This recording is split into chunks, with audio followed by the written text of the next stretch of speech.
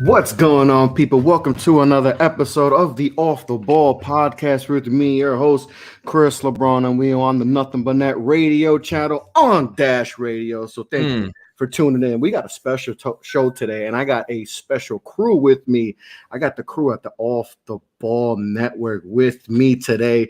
And today's show, we're going to dive into the debut episode of the best that never was. We're going to talk about the best NBA teams to never win a NBA championship. So I'm really excited about the show. So first, let's go around the horn. Let's talk to the rest of the crew at the Off the Ball Network. First, Stephen Gillespie from the Breaking the Game podcast. Jeff Hunt, my VP, my man, the OG on the show today. Edgar, social media superstar. We got Edgar and James Barcia, my man. Bart's Talks. Let's go. Happy to have you guys on. What's going on today? Man, what's up, Chris? Thanks for having us, man. Glad to be here, a fellow Nothing But Net alumni with you today, and ready to talk about these great teams and maybe eat some Skittles along the way. Yes. Did that make the cut? The Skittles? That's next on the agenda. Try to get some Skittles.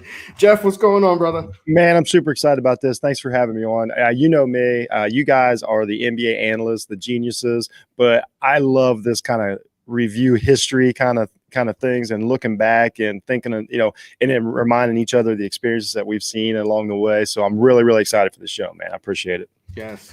Edgar, my man, what's going on, brother? Not much. Wanted to do a Knicks show today, but this is pretty good as well. I mean, it's a very interesting topic to look at. And yeah, I'm looking forward to it. Yeah. Knicks tonight against the Sixers today. Looking forward to that. I'm gonna be there tonight. So yep, you'll be in the building. James, what's going on, brother? Wear your mask. I'm doing good, man. I was a little nervous. I can't lie, because when they say you're on a Zoom call with the president, the vice president, director of ops, you get a little nervous real quick. But now that I see we're just here doing a show, I'm doing great, man. Having a great Sunday. Happy to be with you guys talking NBA right now. Yes. And like I said, I'm happy to have all you guys on the show. Today's show's brought to you by Manscaped. Happy to have Manscaped on board. Make sure to check out, use the promo code Off the Ball or OTBN and get 20% off your first purchase, free shipping and all that good stuff. Today's show is a show that I've been in the works, been working on getting, and today was the perfect day to get it going. And we're going to talk about the best teams who have never won a NBA championship. And there's just so many teams you think about when you just bring this up, and there's a laundry list of teams we can go through, and we're going to get through some of them. But we sat down and we got a few teams that we thought, are going to make the cut for today's show. So we're going to go around the horn and we're going to talk a little bit about those teams. So Jeff, because when I thought about this, I thought about you also when I thought about this, and so you had a team in particular that you really wanted to talk about. So, Jeff, tell me the team that best fits this best team to have never won a championship for you. Yeah, when you brought up the subject, a couple teams came to mind. We'll talk about all of them by the time we're done with this. But the one that jumps out is the 2010-2011 Miami Heat. Yes. This is known as the team that started the super team, franchise, even though I still say it was Boston in 08. It's neither here nor there. This was the famous not one, not two, not three, not four, not five team. Chris Bosh, LeBron James famously taking his talents to South Beach. And they lost in 6 games to the Dallas Mavericks. Now, the Dallas Mavericks were a good team that year, but it wasn't recognized. Like, it was just what the Heat had going, like, for the age of these young players. I mean, LeBron was 26, Wade was 29, Bosh was 26. I mean, Mike Bibby was only 32. They had a young Mario Chalmers, you're basically just a kick out guy, but he did enough. This team was really good. And what I remember from this team, they went 58-24 in the regular season, but that wasn't even what was important. This team, we all remember, it was championship or bust. And we watched how they progressed throughout the season. How will these guys learn to play together? Because we hadn't seen this yet. We had not. I mean, Chris Bosh especially, really dropped probably what would you guys say 30% of what could have been his career to go to this team. Like he sacrificed that for a championship, paid off. So this season was all about the culmination of by the time they get to the playoffs, will they figure it out? Dwayne Wade was still, this was probably his last, I think this was his peak athletic year, and he started coming down a little bit from this. And, went 58 and 24 in the regular season. Like I say, they go 12-3 in the playoffs until they get to the finals. They're just straight up rolling. It wasn't a super strong East, but still 12-3. They're on a roll. And then basically here's what happens. They win game 1. They're in game 2 of the series versus the Mavericks. They're up 15 points with 7 minutes left. LeBron and Wade are basically celebrating, and then this would be LeBron's first championship. Like, that's very important here. So like LeBron's like, that's it. This game's over. They're better than the Mavericks. They're going to roll. And if anybody remembers that Heat team, when they went on scoring like rolls during a game, like they were unstoppable. They would put 15 on a team, a run in a heartbeat. So they're basically celebrating. But Dirk Nowitzki, the Hall of Famer, he wants to get his revenge from what the Heat did to him, 5 years before that. He gets hot. The Heat let down their guard in game 2. The Mavericks win. 3 out of the next 4. Very disappointing loss for the Miami Heat. Basically considered a wasted season. And when you're talking about LeBron at this point, like wants to be the GOAT, a 26-year-old LeBron, he knows that like that's one that got away. He's trying to build this resume. He's playing against Michael Jordan at the same time. So I got the 2010, 2011 Heat as just it feels like I don't think they can look back on that season and be like, no, it was a success. Like I think they would consider it a complete wasted season without that championship. Yeah, I mean, in that season, like you said, coming into that season, obviously LeBron chooses, I'm going to South Beach. Yeah, the big thing, right? He has the bet, that special on ESPN, and then they have that big the celebration, and that's where I think, that put a lot of pressure on Miami. It wasn't the LeBron saying he's going to South Beach. I know people had issues with that. But to me, the bigger issue is when they have that big celebration, and then they said not 1, not 2, not 3, not 4, not 5, not 6, not 7, whatever number they went to. That was because you're celebrating something that, yes, you got this big 3, but you guys still haven't done anything, together. So to have this celebration, it just put more pressure on LeBron James. And I think LeBron has talked about that. Like, that wasn't him. That was all Miami doing that. And I always thought that rubbed me more wrong than the actual, the decision. The decision was whatever, but that celebration was crazy to do that before. It was a crazy celebration, but you gotta think. I believe I did see somewhere, or maybe a documentary or so, that LeBron actually spoke about embracing being the villain early on when that happened, and he made a couple comments here and there that also threw people off. Because you got to remember, they microanalyzed that team to death. Like, I remember, I think it was very early on in the season. They went on they lost like what 10 games or something out of 8 or something like that, and everybody was like, "Oh my god, like this is not going to work." Yeah, they were like 9-8 to start the season, and then the Cavs game is when they won like They started not poorly, but they didn't start to the standards that they had set in mind. Especially with 3 guys like that of that caliber. Yeah. And I'd like to just add to real quick, like you're talking about LeBron James saying, no, I didn't have anything to do with this. This is all Miami. It's typical LeBron James type of commentary, right? Like, and I'm not here to hate on him. I'm here just to speak indifferently on this, because here recently we just had LeBron James say like, oh, I don't think about, the MVPs that I could have won, that I should have won, like it sucks, but I move on. But after he lost the MVP to Giannis, he just said that it ticked him off, and I'm cleaning it up a little bit. So like, he's kind of wishy-washy with his comments, not really ever consistent, says what he thinks makes him sound better at the time, and denying any allegations that he wanted anything to do with that is smart, right? And it would make sense for him to do that. I don't know if I wholeheartedly agree that he had nothing to do with this. Like, since when does LeBron James get told what to do, when to be there? You know what I mean? Like, I don't think that he was just completely oblivious to this and went along with it just to be a good sport. I mean, look at how the All-Star game entrance that he did with Dwight Howard and Derrick Rose and all that. Everyone was dancing except Derrick Rose, right?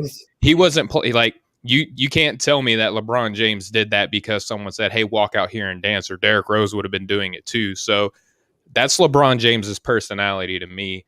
And I don't think that he was completely like, oh, I'll do this. I'll play along. Listen, it's true. I mean, you're not wrong there. I mean, if you remember, one of the big things that also stood out from that finals was that LeBron and Wade mocked Dirk Nowitzki Yep. with the whole Yeah, golfing you're thing. right. Yeah, Mhm. yeah, right. And that made people hate.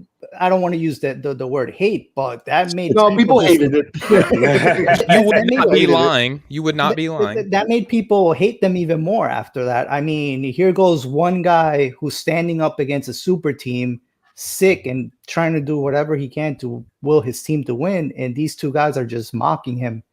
I mean, yeah, that was not a I good mean, sight. Once James, they how'd you did feel that, about that team? once they did, I was literally just about to bring up that Dirk cough because clearly LeBron just wanted to be the villain that entire season. Like Steven said, there was multiple moments where it's just you could tell he wasn't being a part of it. He was leading charge with it. And the Dirk cough, more than anything, to me, I feel like is the 80% of the reason why they lost that season. Because once they coughed, something flipped the switch in Dirk. Dirk is one of the nicest guys in the league, He's He the never sweetheart, beefs with right? anybody. Yeah. Exactly. And And that then was I my actually read last- an article where it said who- it haunted him when he was questioning why they did that, and Right. he just took over after that. And that was And my who- last note, real quick, with Dallas. This was also like the older guys, Terry, Kidd, Dirk. It Mhm. really just like showing Marion, their Sean Peja. Marion. showing their old man strength and showing up. Like that team probably doesn't get enough respect for like how good they were because of who they played. It kind of gets lost in the shuffle, but that's a really good championship for Dallas. JJ, don't forget JJ Barrea. He Yep. was Oh, huge LeBron for stopper. them. He The the LeBron stopper, LeBron the little stopper. 5'11" Puerto Rican. And listen, who would have thought? Who would have thought that it would have been like some type of friction between LeBron and Dirk in that series when it was when Dallas had Deshaun Stevenson, and you remember what the history was between Stevenson and Mhm. LeBron. I mean, Yep, dating Yeah. back to his time in Washington. That's right. Washington, Yeah, blow the they- whistle and everything. Mhm. Jay-Z, that whole Soldier Boy thing. Yeah, it's one of those teams where it's just crazy how it fell off. Like that Dallas team. We had one guy. We had Yep. Dirk, and everyone else played their role, Right. Mhm. and that's the important part. Tyson is that Chandler, another one. Tyson, Everyone Jason played their Kidd. role perfect, and that's how you beat these super teams, right? If everyone embraces their role, you could beat anyone, And they had the perfect blend. They had their superstar who could take over, and then Jason Terry stepped up here. Like I said, JJ Barrera, Jason Terry Kidd, was a Tyson dog. Chandler. Everyone stepped up and played their role, and that's why they defeated this super team. So that's definitely one of the best teams to definitely have never won a championship. Steven, who you got?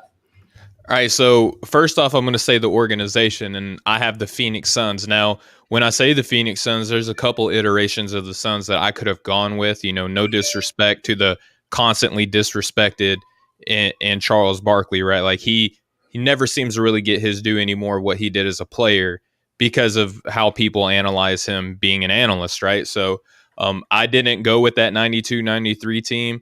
I went with the team that had the exact same record.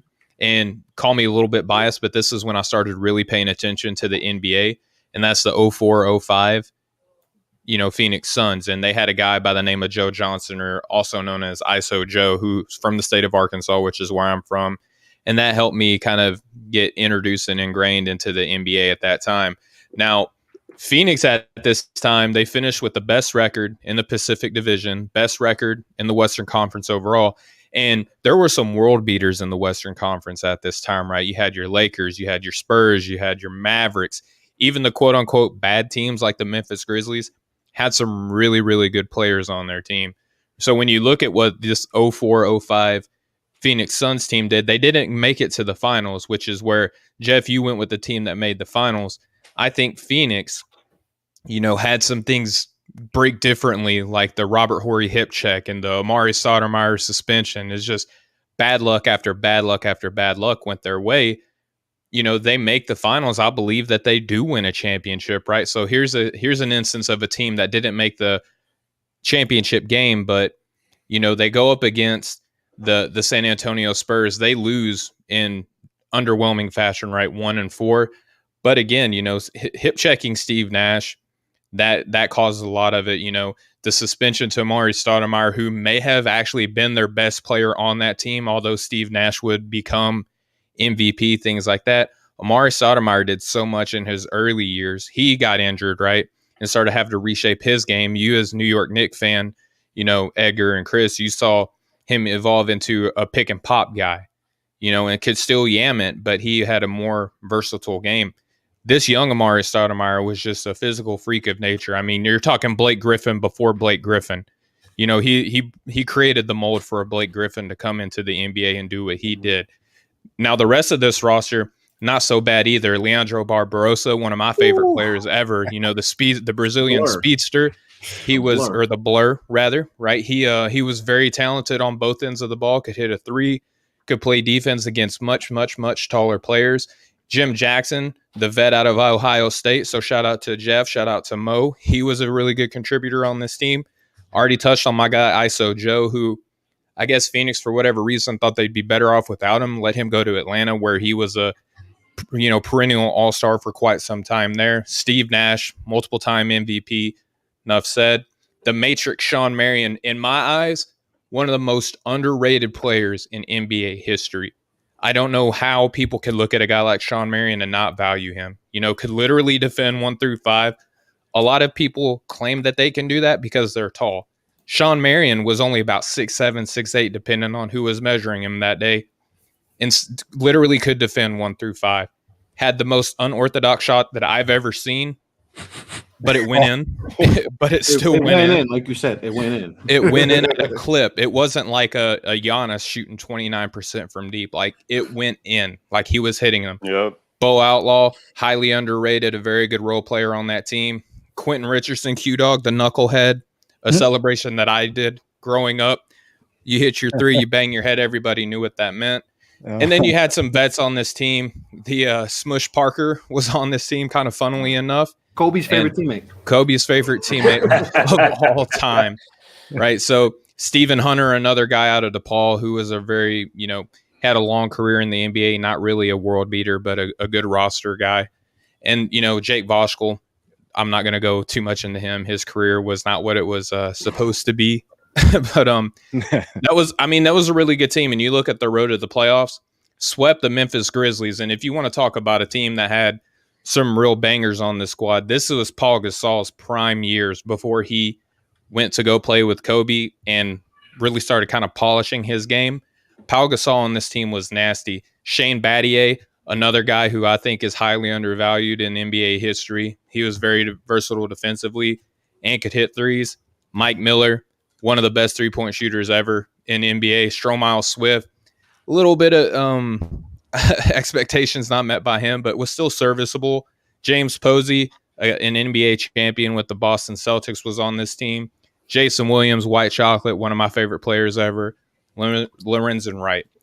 So they swept that team, that being the Phoenix Suns. They swept that team. And then in their next matchup, they had the Dallas Mavericks, who Steve Nash used to play for. They had Dirk. They had a guy by the name of Michael Finley, who's one of the best shooters that I remember from my time growing up. A lot of real good players. But then again, they went to go play against the Spurs. Things broke the way that they broke.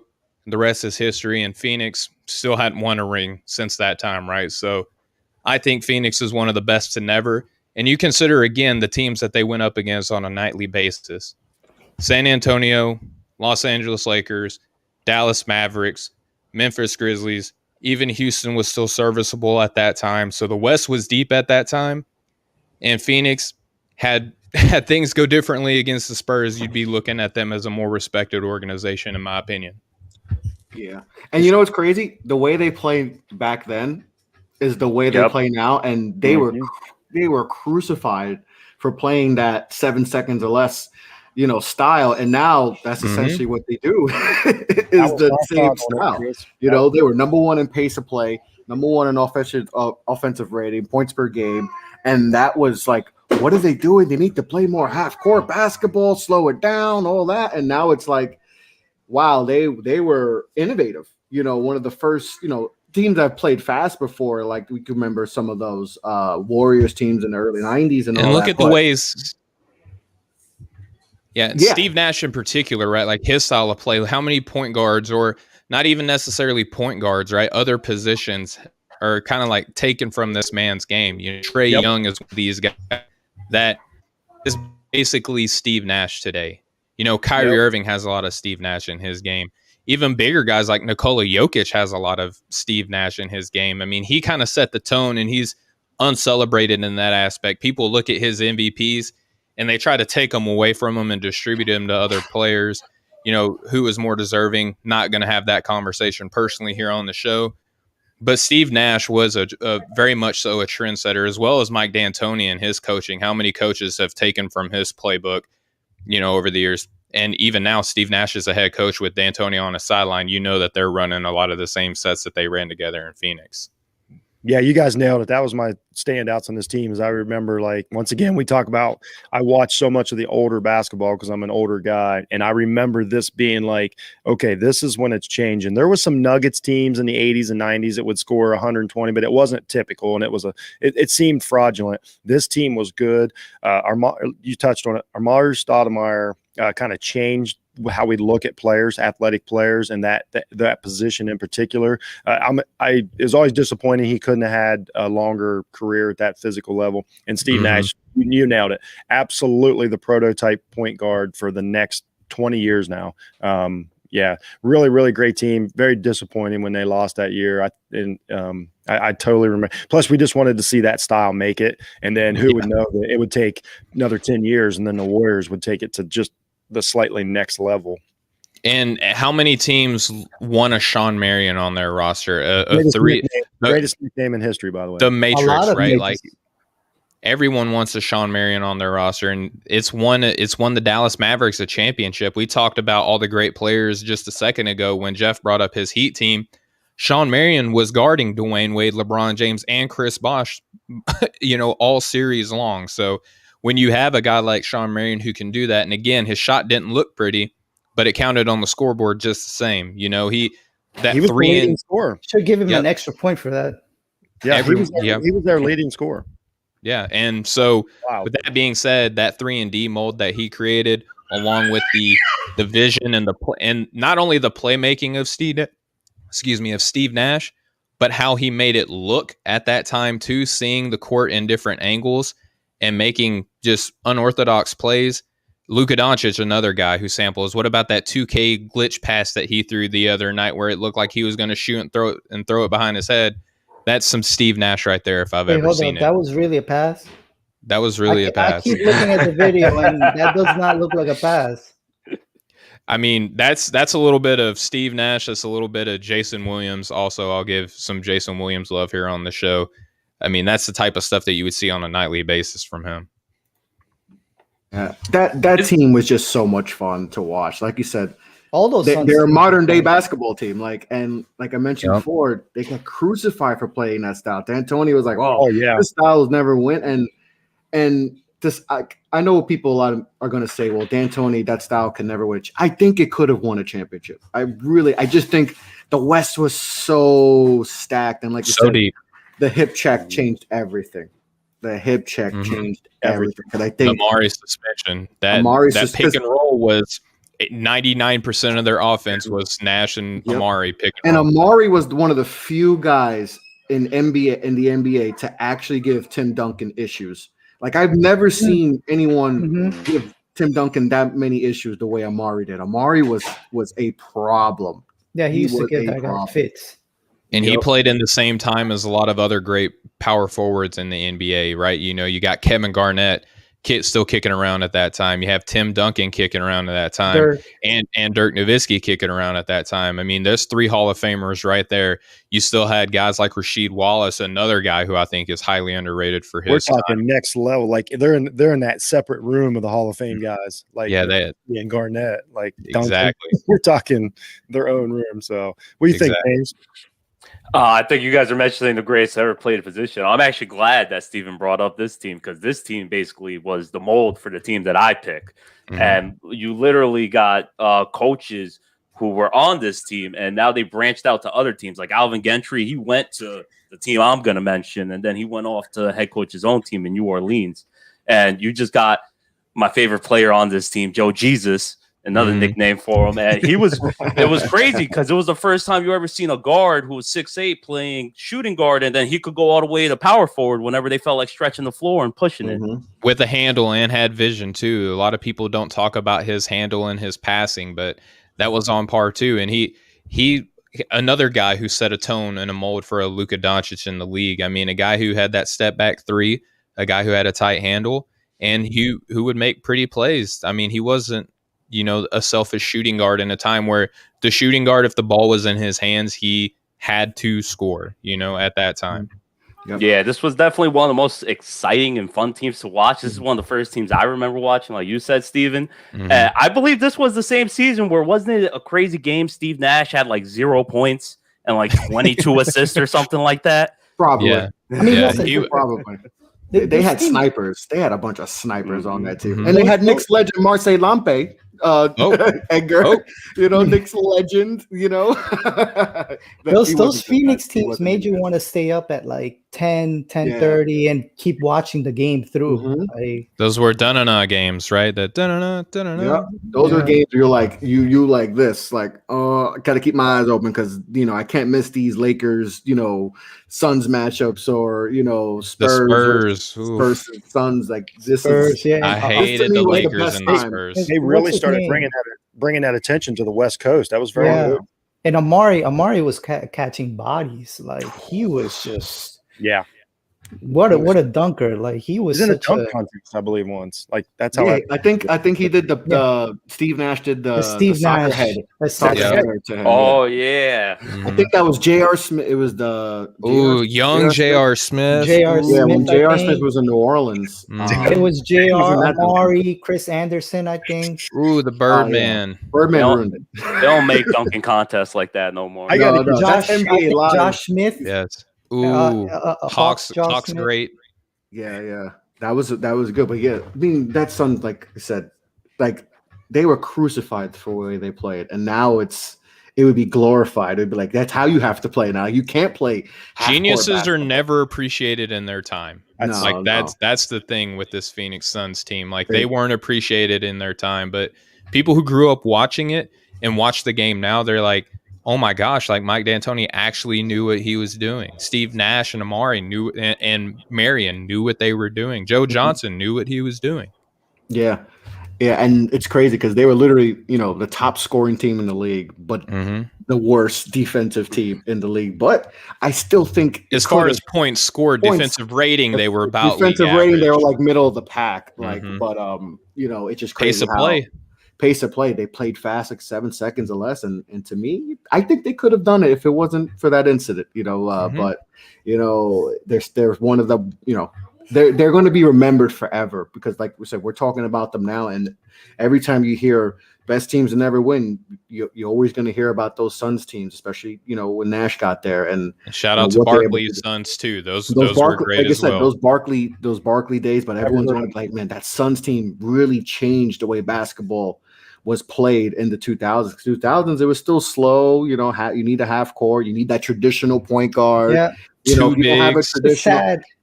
It's crazy how much the game has changed since that. But that Suns team was a lot of fun to watch. So yeah, definitely one of the best teams to never have won. James, give me your team.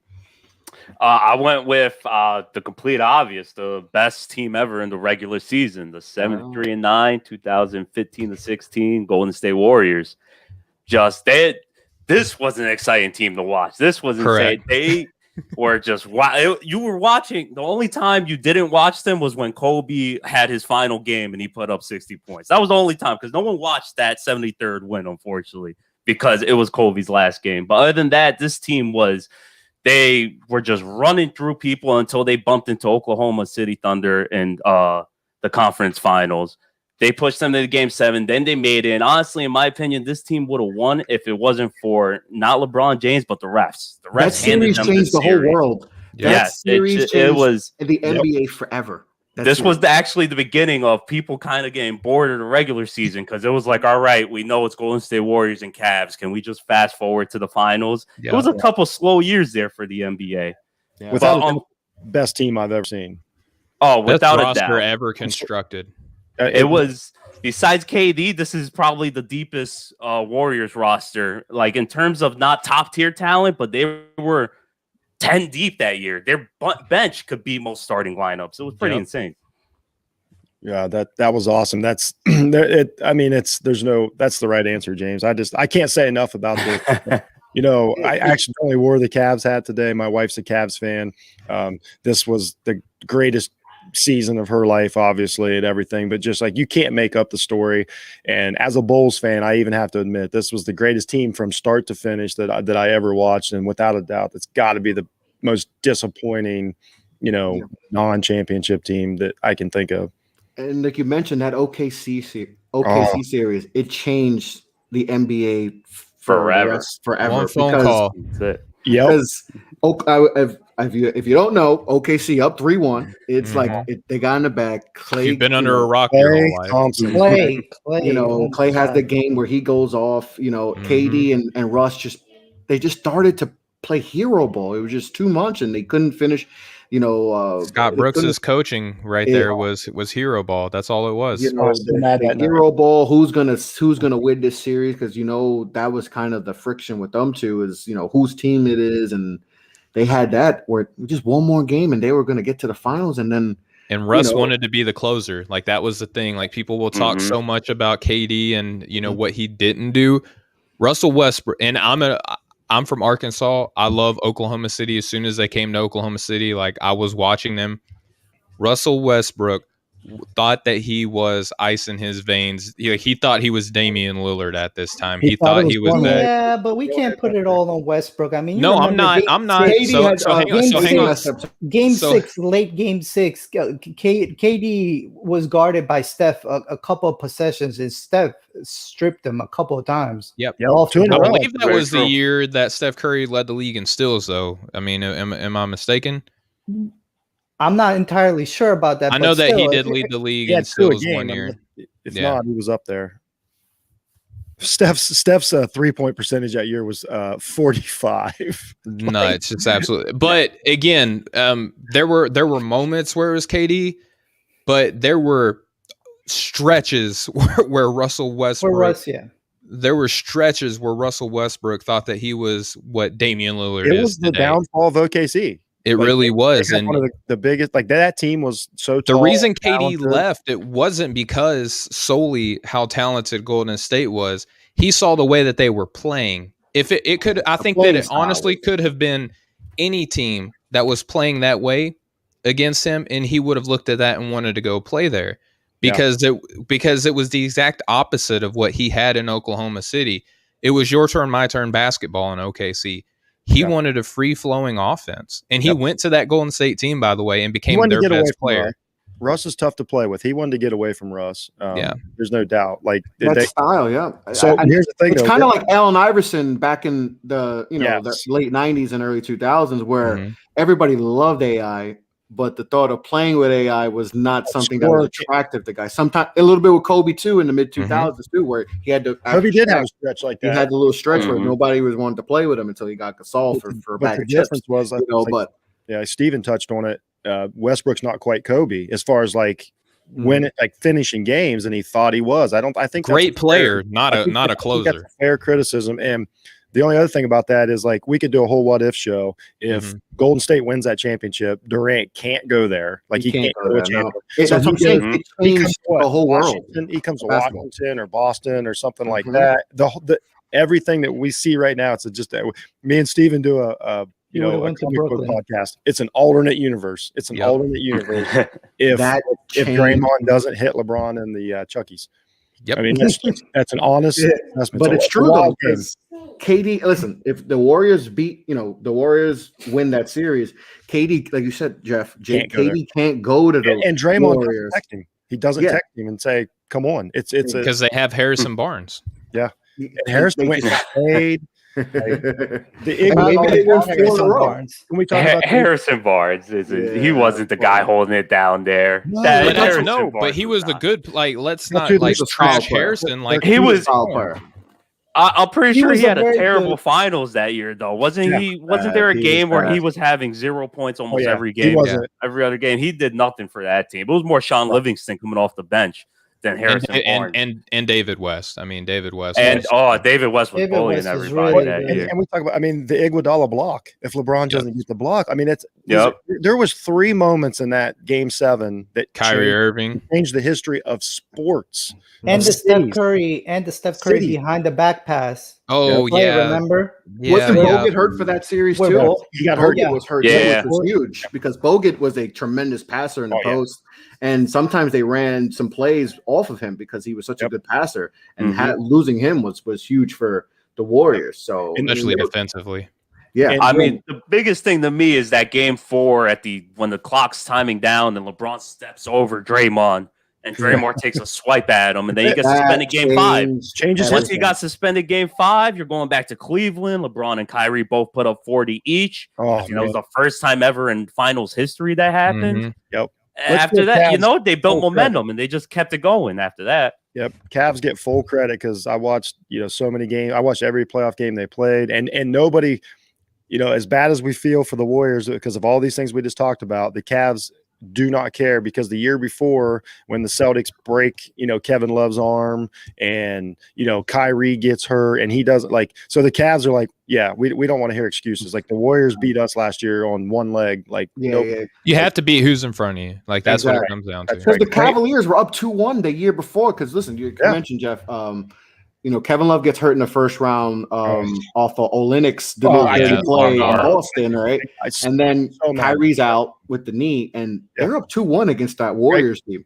So they could have pulled that off, and they didn't have LeBron had to do too much, so they lose that series. But then, like you said, they didn't want to hear the Warriors' excuses.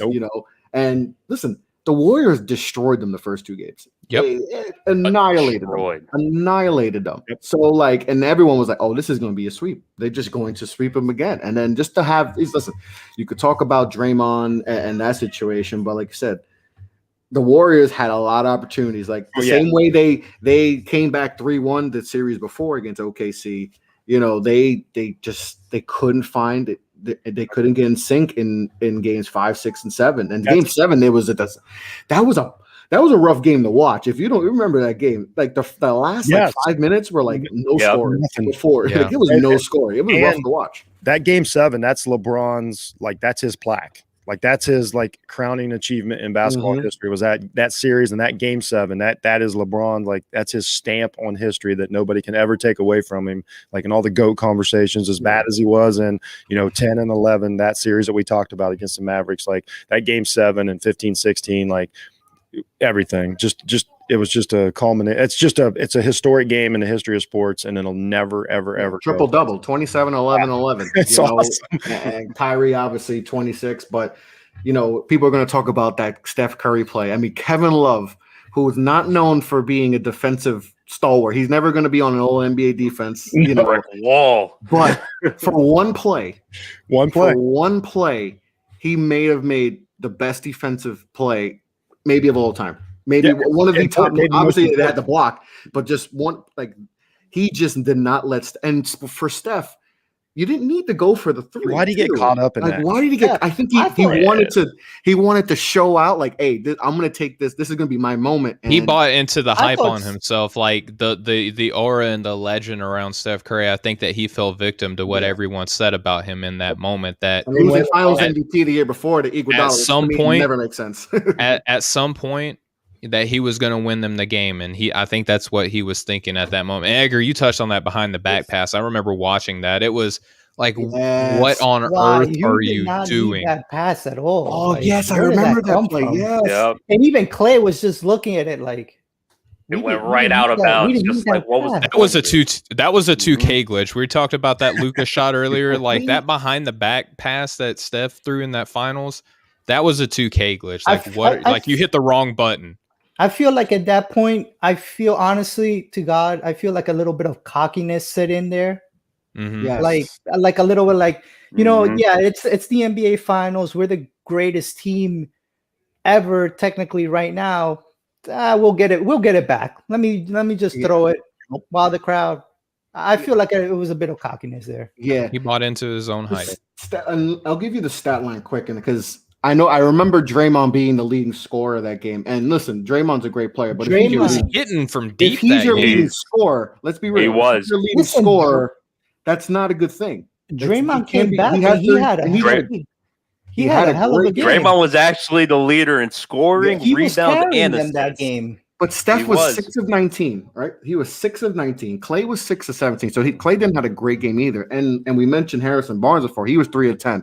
And you know, like Steph not having a good game and just trying to do too much. Like you said, the behind the back pass, that play with Kevin Love after after Kyrie hits the three. It Trying just too hard for his crossovers too. Like everything, it was felt forced that game It for him. was, and I've 14 from 3-pointer too. Like, I appreciate Steph as one of the greatest, but like he doesn't wear any of that either. By the way, that's never brought up in his story. Like, Yes. that's fine. I don't think you ought to kill the guy. He's for not it. a kid from he's not like kid from Carolina or whatever. Like that's not his. Yeah, it's just like he's just one of those guys that like kind of doesn't stick to. He's you know what I always say in football all the time. He's in that Aaron Rodgers category of like, no, he like it couldn't have been his fault, as to where like Kobe, LeBron, these guys like they got to wear these games. Yeah, but that's fine. That doesn't get the criticism as much as those guys. Yeah, that's fine. I'm not a criticizing guy. I'm just pointing it out that like he never wears these games. It's starting to change now a little bit. I mean, a little bit. If you go on Twitter a lot now, a lot of times you see the posts and like, oh, Steph Curry can't win on his own. He needs Dame to and prove Steph himself comparisons this season.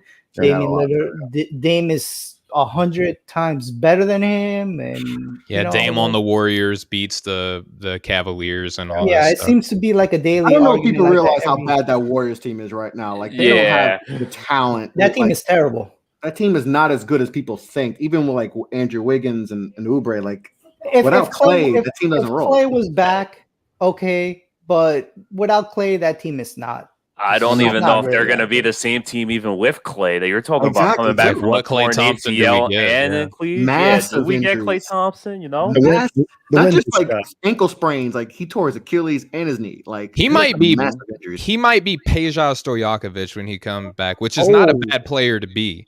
His defense is going to erode, I believe. I think his defense is going to be most affected. I think he's still going to be the guy who's moving off the ball and all the no pun intended off the ball. Pun intended on that. Maybe he comes back the same. Who knows? Yeah, exactly. It's gonna be interesting to see. Like I think that was the most devastating thing when we heard that. I mean, we were live.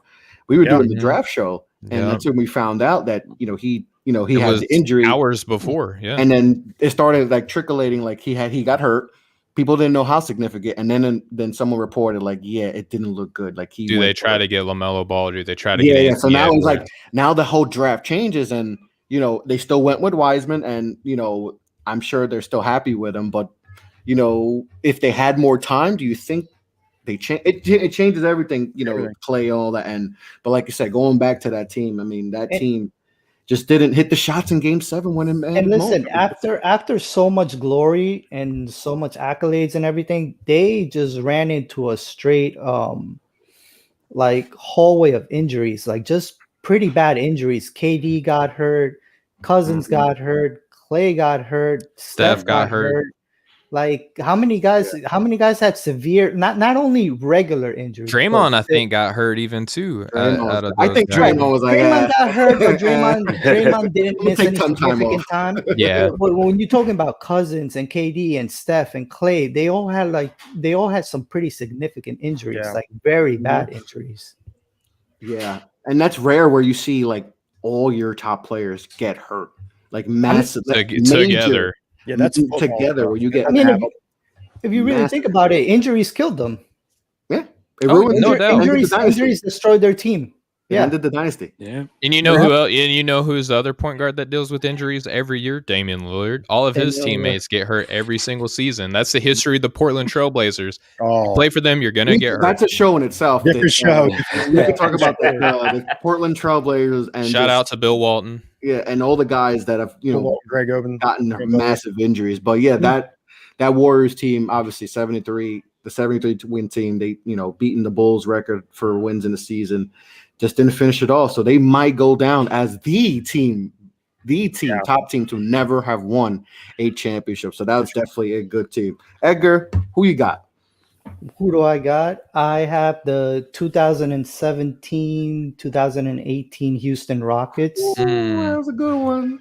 Yeah, I mean, that team was Brick firepower, like legit firepower. I mean, they had just gotten Chris Paul. James Harden finally got the help he wanted, after having to carry the load for so many seasons, scoring, assists wise. His defense, rebounding. His defense wasn't as good. He was always getting criticized on D, but I believe that was when he was starting to make that turnaround. And he was a pretty good post defender. People like to talk about his defense and well, he misses guys on cuts. He leaves guys wide open on this. He falls asleep. But on the post, he's always been a pretty strong defender because he's a strong, big guard. Big dude. They were a pretty solid defensive team that year too. Overall. That team got it together. On top of being the best offense. That team was by far the best offense in the league. Clint Capella, PJ Tucker, they had the top offensive rating at 114.7. Ryan Anderson, they had some guys that could shoot. They were leading the league in 3-point shooting. I mean, they won 65 games, which was by far the most in the league. Who was their coach at the time? Who do you guess? Second to left, Mike D'Antoni. Mike D'Antoni. And listen, this is what Chris Paul missed 24 games. James Harden missed 10 games. But that team just had overall, that was a very solid squad. I mean, Chris Paul, James Harden, Trevor Ariza, Ryan Anderson, PJ Tucker, Clint Capella. I mean, Eric Gordon. That was even Nene was coming off the bench and he was helping out. Here and there, he had some solid games for them. But like you guys mentioned, the defense on top of the greatness on offense and all the 3-point shooting, they were starting to get it together on defense. They were a pretty solid team on defense. Yeah, because I think Game 5 and Game 6, I mean, they held the Warriors to I think around high 80s or 90s. So they played defense. They played the Warriors as good as you can play the Warriors. And they had the MVP.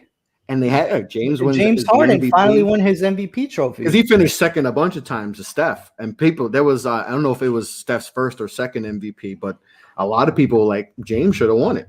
They really felt like James should have won it, and it was, it was personal for James too. Going against Steph. A lot of guys spoke about it. Yep, and they just, I think that was also, CP3 gets hurt. Listen, up 3-2 against the Warriors. I mean, that's a dream scenario right there. I mean, you just one more game and they could have just finished them off. It was very much there for the taking.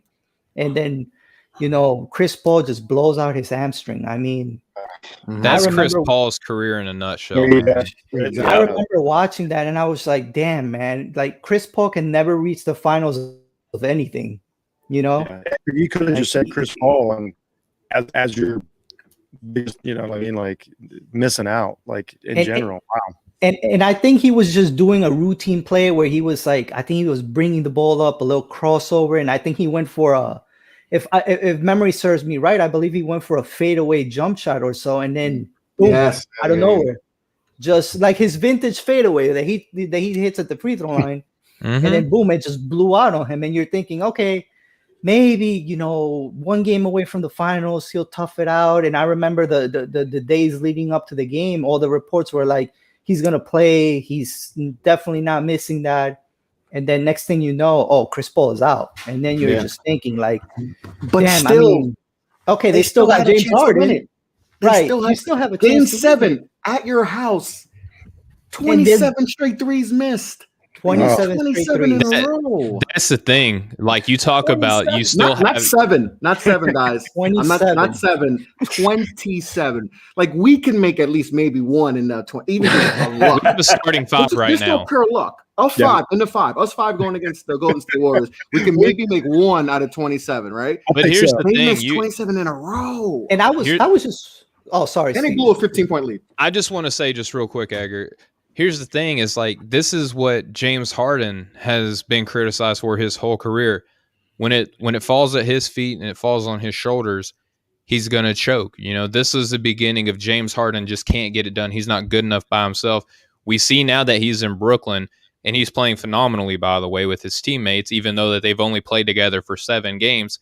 He's having great games and is playing differently. But James Harden at this time, you know, getting blocked by Manu Ginobili once in the playoffs, you know, and getting eliminated. I mean, and that's not vintage Manu Ginobili getting up and blocking him at that time either. This is buzz cut Manu Ginobili. This isn't, you know, long hair Ginobili. So that's what's plagued James his whole time in Houston, is that he looks good all year long, then he gets to a meaningful game and he chokes in terms of a 27 straight misses from deep. And not even good looking shots either. That was the time where everyone was on the Rockets was sticking their leg out intentionally, trying to draw contact that whole time too. They weren't shooting. They were a tough good walk. threes. Yeah, They were a tough Listen, walk. I remember Here's the watching thing. that game live, and I was just like, literally me sitting at the screen like, how are they missing so many threes? I think I saw because they're shooting horizontally. They were laying down in the air trying to draw a foul. Dude, I think I saw Trevor Ariza stand in the corner like maybe 3 times in a row and shooting it, and PJ Tucker the same, and they were just bricking. And think about this, man. If they win that game, they go to the finals. They would have had a very, very good shot at winning because the Cavs didn't have Kyrie. They would have won a championship. With that Cavs team was not good. With a healthy CP3, Chris Paul would have been feasting on them. I mean, of course, they would have probably tried to Kyrie put one on Chris Paul. Kyrie was injured. in Boston. Yeah. Was he? I thought he was injured, no? No. Was he injured or was he in Boston by this time? 2017, he was in Boston by then. He was in Boston. Yeah. Oh, he was in Boston. Okay, my mistake. But he did get injured in Boston, so you're not wrong. He would have missed it anyway because he was injured anyway. So it's the same thing. but I mean, of course, they would have had, you know, maybe LeBron guard, Chris Paul. But they had Ariza and PJ Tucker to not stop LeBron James, but try to contain him. Make it tough. Here's Make the it tough thing, on though. LeBron. Make it tough on LeBron. Here's the thing. They got all these players, you guys who are great players, don't get me wrong. But the moment Chris Paul went down, besides James Harden, they had no playmakers. They had no one who could create offense. You got guys who could take shots, you know. That's why they went 0-27. You're chucking up ugly shots, but that's all these guys could do. Eric Gordon was probably the next best playmaker on this team. And James Harden. You don't know him to drive in like that. He's paperboy. Not since He's Indiana, gonna fall apart. Even in Indiana, he was getting hurt all the time too. You know, Eric Gordon he's just as brittle, if not worse, than Chris Paul. And here's the thing: Chris Paul is going to be criticized by the things that he hasn't done, but he is one of the most impactful and influential basketball players that you can have on your roster. I mean, case in point, look at what Phoenix is doing this year with him. I believe they're second overall in the Western Conference right now. And Chris Paul, by the way, was better on this Houston Rockets team than he is now. And he is still captaining the Suns to becoming a top 3 seed in the Western Conference at this advanced stage in his career. Same thing with Oklahoma City last year. No one even thought they were going to be a playoff team, and he made sure they pushed them. He got SGA looking like a future star. Listen, I mean, hopefully Chris Paul reaches, some type of finals. I mean, I don't want it to be death taxes and Chris Paul not reaching the finals on anything. Shout out Couch Coach Live. Like, I hope not. And one more thing to think about, though. They reached that finals. Maybe they win, and James Harden's legacy is vastly different. I mean, he probably wouldn't even be in Brooklyn right now. No, everything's honest. Yep. But some of the Chris changes Paul, everything. It's crazy how these things just change some everything. of the Chris Paul stuff is legit though, because let's also not act like he never tried to manipulate his way through the league like everybody else does and took a ton of money. So he was also robbed of going to but I'm saying he's another guy that we're all like, poor Chris Paul. And I'm like, no. LeBron wants his way out of as many teams destroyed. So we just got to be fair. Like Chris Paul has chased rings, so to speak, just like everybody else has. I like Chris Paul personally Oh, look, as Chris a Paul. player. He's also he also seems to be a good person. But I do. There's times where I'm like, yeah, I see a little He's bit kind of prickish on the court, he's a though. he's a little bit of a prick at times, and even outside of the court, he seems like he has that like that if it's not my way, it's not anybody's way. Yeah, type he's of going to make it attitude. miserable. Yeah. So, CP3, I mean- if CP3 gets drafted in 1990, he wins 3 championships. Like that, he's just made a little different. He's a 90s point guard. Like he would have probably been the best in the league. Like Those right at that. Hornets teams that he was on, man, those were so much fun to watch with yeah. young JR, Peja, Tyson, David West, Mo Pete. Like they had some ballers on that squad. That was a good team. I love that team. Yeah. Yeah. But Chris decided that wasn't going to happen. Just saying, it's fair. I'm not wrong, right? No. Can't But argue. it's just crazy. Like, that Rockets team probably wins the championship if they get to the finals, but they just couldn't. Up 3-2, knowing even if you lose game 6, you got game 7 at home. Yeah. You got to, get it done, and I know CP3 was down, but like we mentioned, 27 straight threes. Oof. And like you said, another team that just changed history because maybe James is not in Brooklyn right now. If he had a championship, maybe they, it's just crazy how these things happen. Maybe Yeah, Kevin that Durant crowd doesn't stay in Golden State an extra year and he's going somewhere else. If he loses to does he go to Houston? Like that's what everyone always says about Kevin Durant. Does Whoever he go to loses Houston? to, Yeah, maybe that's he where goes- he goes. Maybe he goes with James to chase a because James has a chip on has a ring. Maybe he goes with James to try to win a That would have looked championship great. there. That would have looked great. That it's crazy how these things go about. So I'm gonna go. I got a team in mind, and I'm gonna throw it back a little bit farther, than the teams you guys mentioned, and then go with the first team. Sixers. Robin? The Trust the Process Sixers. Those were some great teams. Ooh, Brett Brown. Sure, man. Shout out to Brett Brown for going through all that stuff and it sucks that he got fired when the team was actually got good. He didn't get fired when they were winning 8 games. But he gets 17 fired wins when they're Charlotte a playoff team. Bobcats. Yeah, 17 oh my wins God. to Charlotte Bobcats. That was the worst, right? That was a strike season, right? I When think they I had the worst record. think the team Percentage. They had the worst percentage. I think the team that had the worst record, wasn't it the New Jersey Nets one time? They won like 16 games, 17 games with like Devin Harris running point guard. It might have been 12, but whatever. Well, James is a Nets fan, that weird Nets team with the Paul Pierce. Hey, weird Nets the team. best part- No, it was before Paul Pierce. No, Our before league that was before Nets was teams Chris that was Paul. a ticket for like $5. I think Oh, it that was was like the Devin Harris with like Gerald Green and Chris Humphries, that elbow Chris sniper. Humphries. Gerald Wallace, That's something we should definitely dive into. Also, is the Andre Kirilenko. worst teams Please That no. was ever Brooklyn was. though. We Kirilenko, can have Gerald some fun with Wallace. that. in Edgar, Brooklyn. we have plenty of Nets ISO teams we Joe. can talk about.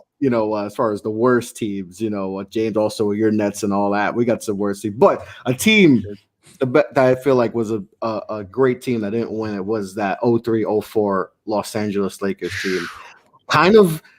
They kind of were trying to do the super team route because What's they a got super team? I'm sorry. I That's would a super team. consider that That's a super team, and I don't think people bring that up a lot as far as like the super team building, but that was kind of a super team. You have Kobe, Mhm. you got Shaq, not too far low. They won That's a 3 in a super row. team right there. That's a super team itself, Yeah. right? Yeah. Kobe and Shaq and in their prime. In their Shaq was primes. heading towards the end of his prime, but still Good Shaq. still in the back end of his prime, but still in his prime. Kobe was prime, like Yes. as prime as it gets. And then they add Karl Malone, which was weird. All those battles he had with the Lakers. MVP. He joins up, and then they get Gary Payton. That's a super team. And they kind of like most teams, they started off a little up and down, like that Miami team Jeff mentioned before. 9-8, it was something like that, and then they take off, number 1 seed, and they lose in 5 to that Detroit Pistons team. And One of my it favorite literally teams ever. another team that everything changed forever. Right, Shaq goes on to Miami, gets traded, and they essentially say, "We're picking Kobe over you, Shaq," and that's it, and became Kobe's team. And then we saw a Kobe Bryant that, that was something Jordan-esque, averaging all the points. 81, Half of his 81. career, right? Yeah. But that Lakers team, I mean, it was old as dirt. That was an old roster. What was old. crazy about that team was if they would have bought in, no doubt about it, they win a ring. But they had a lot of complications, to say the least. Karl Malone and Kobe Bryant almost came to blows reportedly because let's rest in peace. Kobe Bryant did a lot of great things for the league. Was not the best teammate by any means, especially at this moment. At that time too. At this moment, he grew into a good teammate. Pau Gasol said a lot of great things about the way that their relationship was. But at this time, Kobe Bryant was not that guy. He was going up to Karl Malone, who former league MVP, several finals appearances without a Kobe Bryant. And Kobe is like, this is how we're going to do this. And Karl Malone was basically like, young man, you're not going to tell me what to do. Like, get out of my face. Let me just mention some of the guys on their roster. Let's hit it. We mentioned Karl Malone, right? So Karl Malone was, in year 18 at this time, okay? There was another. Rick Fox, who was in year movie 12. Star. Byron Russell, who was with those Utah teams. People remember Byron Russell, Jordan push-off. "Quote unquote," questionable. Question mark. How dare you? Not allowed to talk was in about year that. 7. Like they had a very, very, had some young guys. Like Luke Walton was a rookie in this year, but their young guys didn't really. So that was contribute. LeBron's rookie year.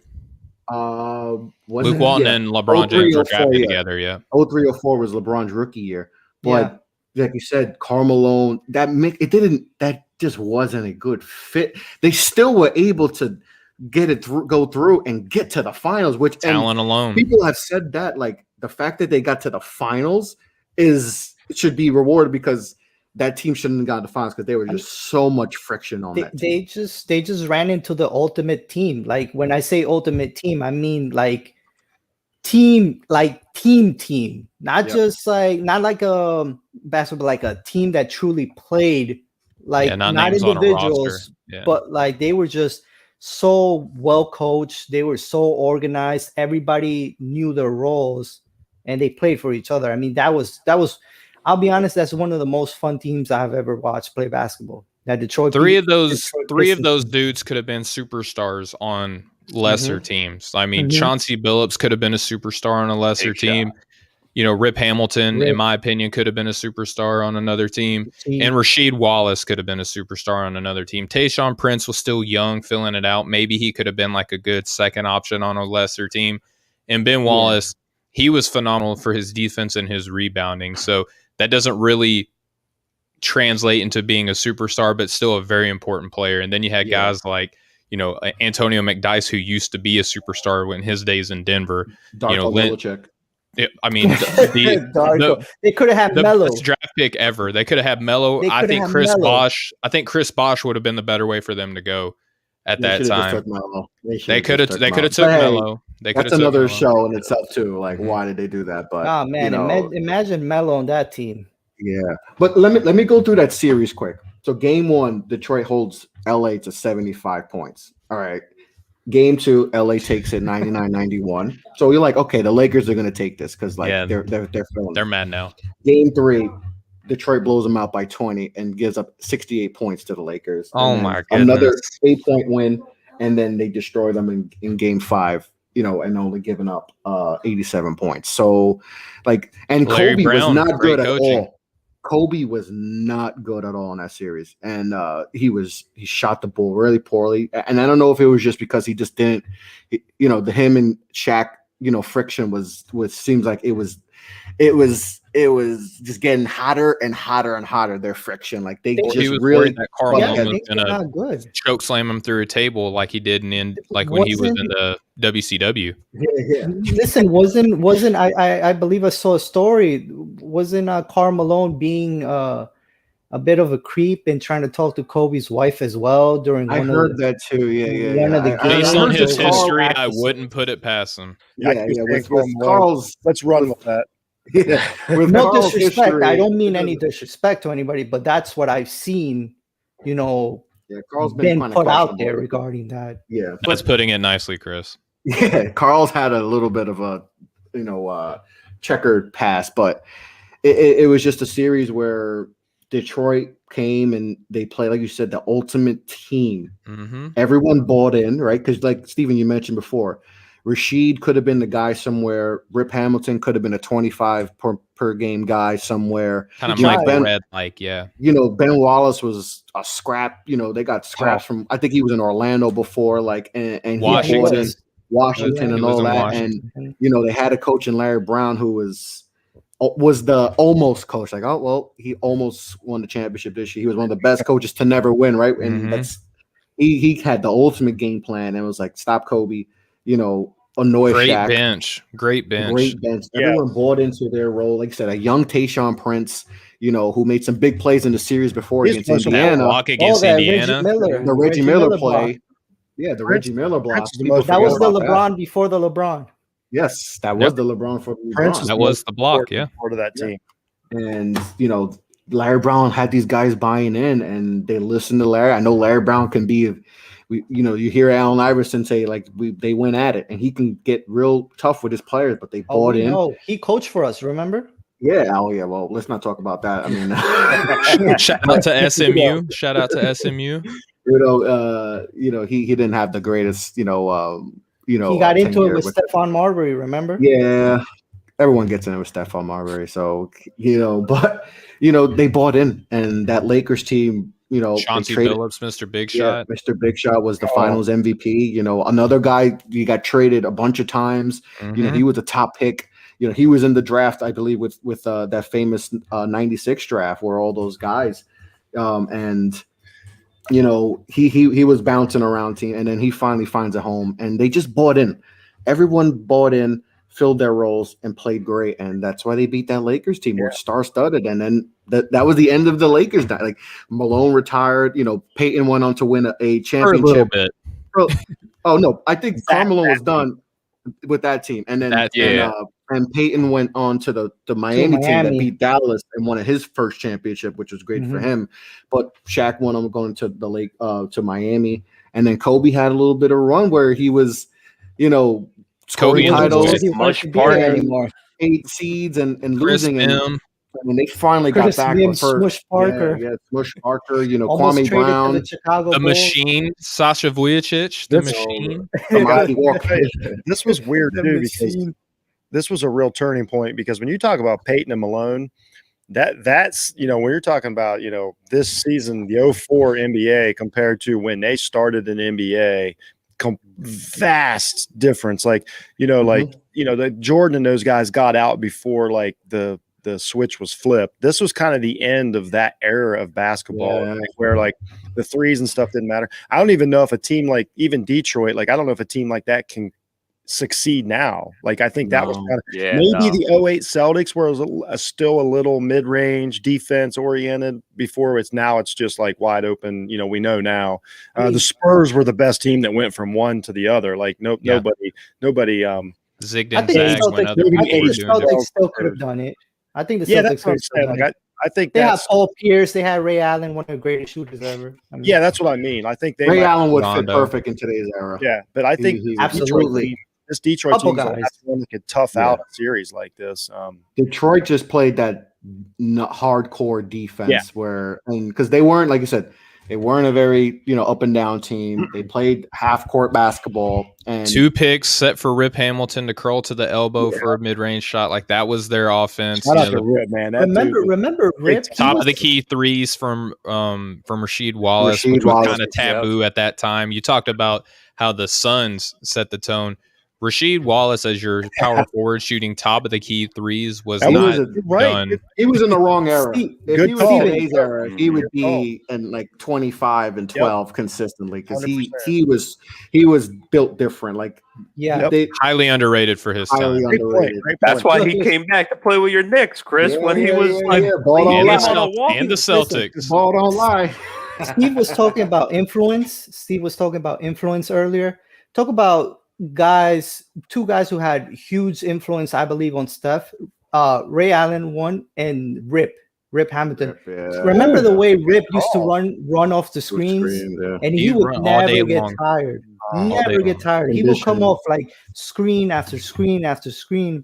And I remember Jeff Van Gundy. He used to talk about it. He goes like, "This guy's conditioning is like he's a world Two athlete. screen, curl in the middle, right off the elbow, Yep. money. Rip's Every not, mid-range game. yeah. Mhm. Like, Rip's not an underrated player, but he's an under I don't know how to Appreciated. Appreciated. under remember. Like, I think we rank him correctly, but I don't think people unless he's a guy you guys mentioned. You have to watch him play the whole game to appreciate what he did. And and once again, Because it was like 4 points, 6 Yeah, points, we 4 talked- points. We've 6 talked about a points. lot of guys who we've talked about Harden and CP3 specifically who didn't get it done, or we're considering failed or whatever. So we got to give credit to a guy like Rip who got it done with, he's not going to be ranked as high as them all time, but that's a guy, him and Billups are guys I would got say it done. that Rip was did the more in lines with giving influence to a guy like a Klay Thompson.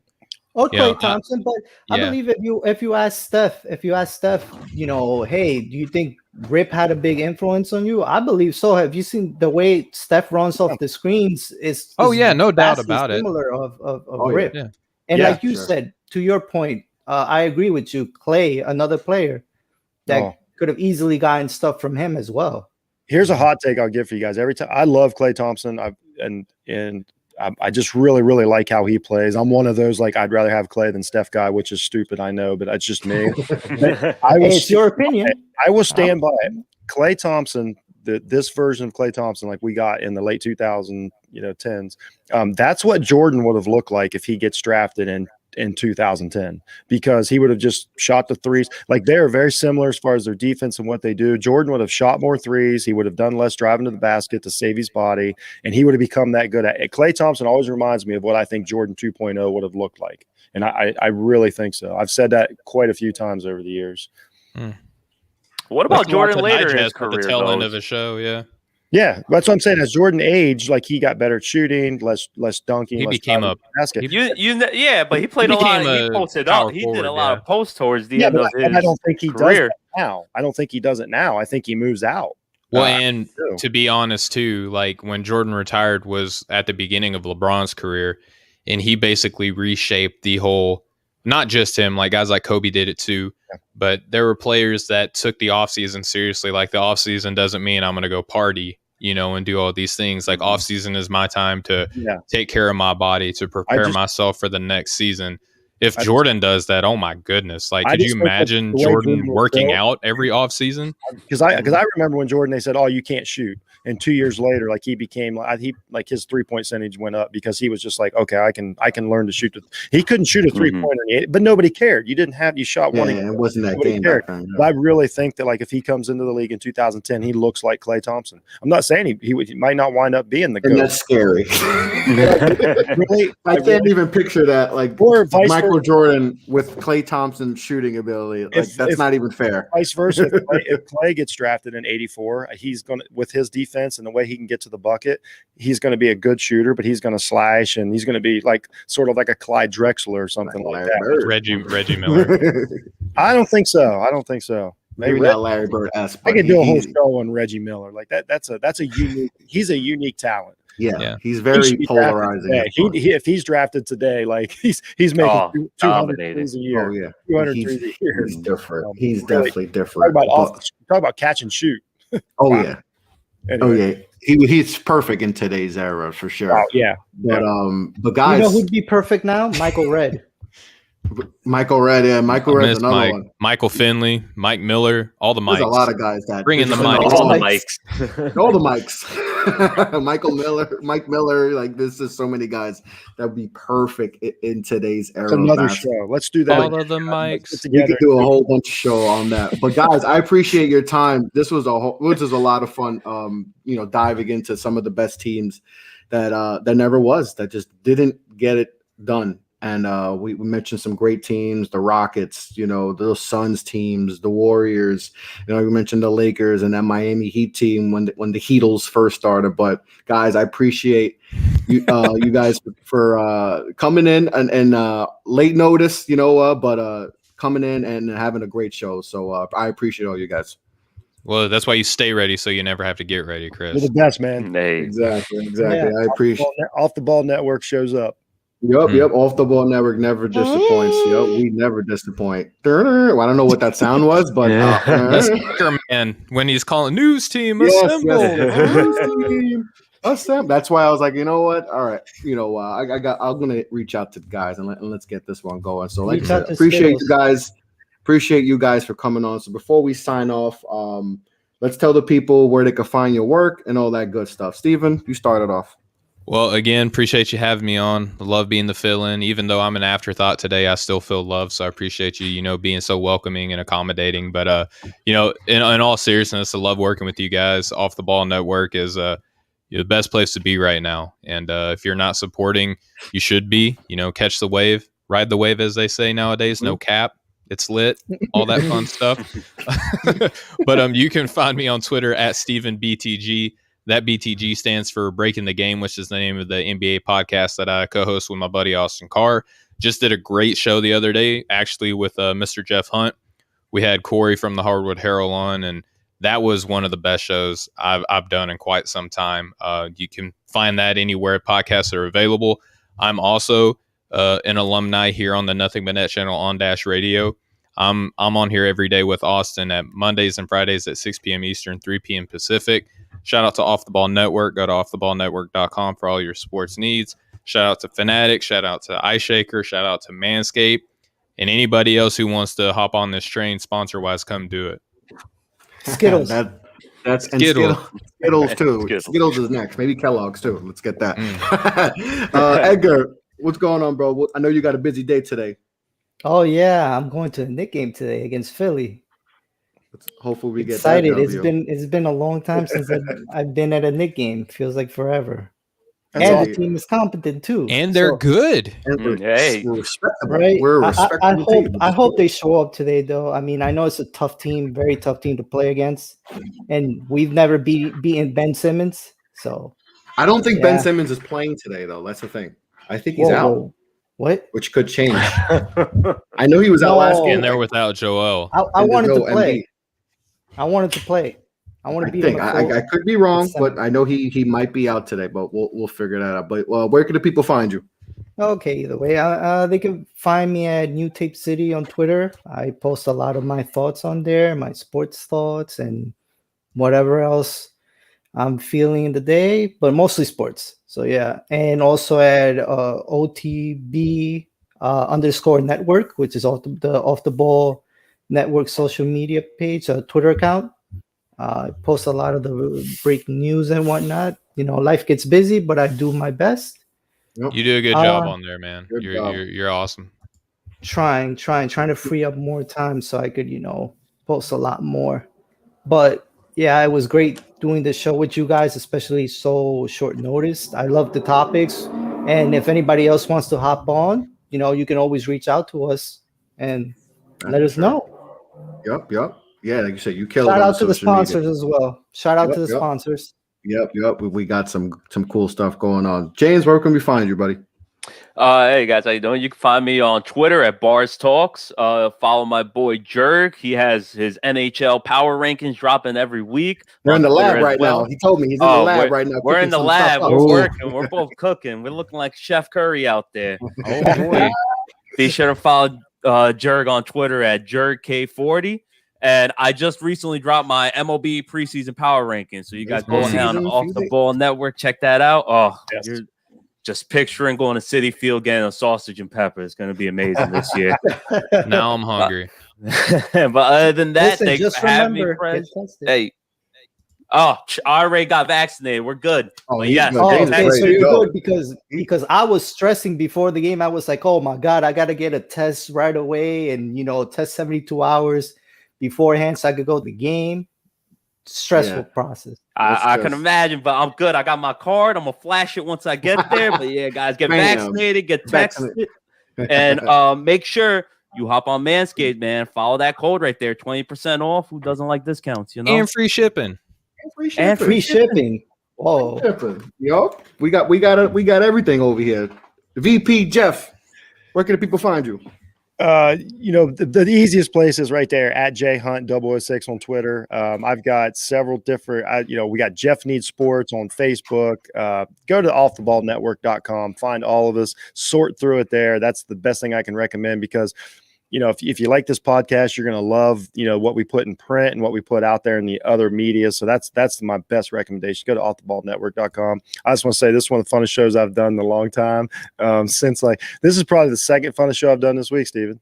I was going to say, well, in a long time, I hope you're not just going to sit here and it's been a good run this week. I'm blessed to work with you guys and I'm having a blast. So check out Jeff Needs Sports. I got a lot of interesting stuff coming up right now with the NFL draft and some movie stuff. If you like entertainment, me and Steven do Jeff Needs Help. We do some Marvel. If you like Marvel comics and things like that, we do some of that stuff over there. So having a lot of fun right now and support all these guys. It's things are really great right now, man. I appreciate you all.